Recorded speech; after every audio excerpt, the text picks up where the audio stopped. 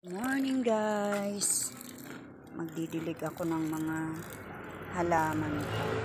Yung okra ko malaki na. Itong aking sili.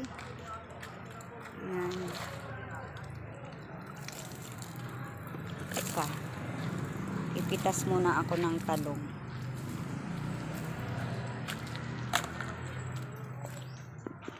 Magluluto ako gagawa ako ng gagawin ko tong insaladang talong. Ayan. Ayan pa, meron pa. Ito, kukunin ko na rin to. Magluluto ako ng binagoongang baboy. Sili.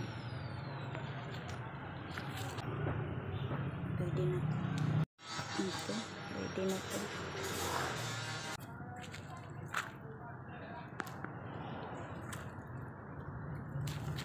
Hindi siya masyadong maanghang. Pwede na to kasi hindi masyadong maanghang.